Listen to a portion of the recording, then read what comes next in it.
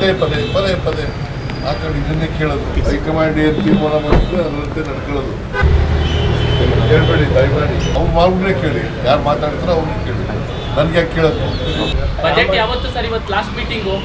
Budget sir, budget date sir, ದಿನಾಂಕ sir, ಹಬ್ಬ ಆದ್ಮೇಲೆ ಸರ್. ಹೇಳ್ತೀನಿ. ಓಕೆ ಸರ್, ಇದು ಶಾಸಕರು ಫಾರಿನ್ ಟೂರ್ ಕೈಗೊಳ್ತಾ ಇದ್ದಾರೆ ಸರ್. ನ್ಯೂಜಿಲೆಂಡು ಮತ್ತೆ ಆಸ್ಟ್ರೇಲಿಯಾಕ್ಕೆ ಹೋಗ್ತಾ ಇದ್ದಾರೆ ಸರ್. ಸ್ವಂತ ದುಡ್ಡಲ್ಲಿ ಹೋದ್ರೆ ಹಾಂ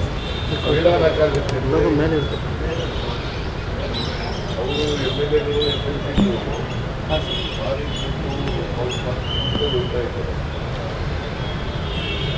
ನಿಮ್ಮ ಗಮನಕ್ಕೆ ಇದೆಯಾ ಸರ್ ಇದು? ಸರ್ ಕಾದು ನೋಡ್ತಾರಂತೆ ಸರ್, ನಿಮ್ಗೆ ಬಿಟ್ಕೊಡ್ತೀರಂತ ಇನ್ನೂ ವಿಶ್ವಾಸ ಇದೆ ಅಂತೆ ಸರ್.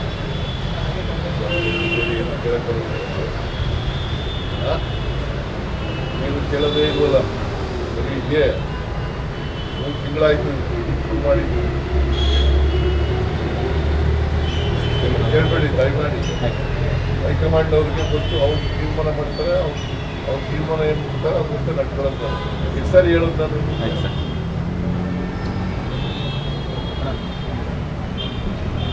ಹೈಕಮಾಂಡ್ ಏನು ತೀರ್ಮಾನ ಮಾಡಿದ್ರೆ ಅದರಂತೆ ನಡ್ಕೊಳ್ಳೋದು. ನಾನು ನಡ್ಕೋಬೇಕು, DK ಶಿವಕುಮಾರ್ ನಡ್ಕೋಬೇಕು. ಹೈಕಮಾಂಡಿಗೆ ಬಿಟ್ಟಿದ್ದು ವಿಚಾರ. ಅದು ಬಿಟ್ಟು ನೀವು ಪದೇ ಆ ಕಡೆ ಇದನ್ನೇ ಕೇಳೋದು. ಏನು ಕೇಳೋದಿಗೆ ಇಲ್ವೋ? ಅಲ್ಲ, ಇವತ್ತು ಮಾತಾಡಿದ್ರು ಸರ್ ಅದಕ್ಕೆ. ಅವ್ರು ಮಾವ್ನೇ ಕೇಳಿ, ಯಾರು ಮಾತಾಡ್ತಾರೋ ಅವ್ರನ್ನ ಕೇಳಿ, ನನ್ಗೆ ಯಾಕೆ ಕೇಳೋದು? ನಾನು ಹೈಕಮಾಂಡು ಏನು ಹೇಳ್ತಾರೋ ಅದು ಕೇಳೋದು. Yes sir, thank you.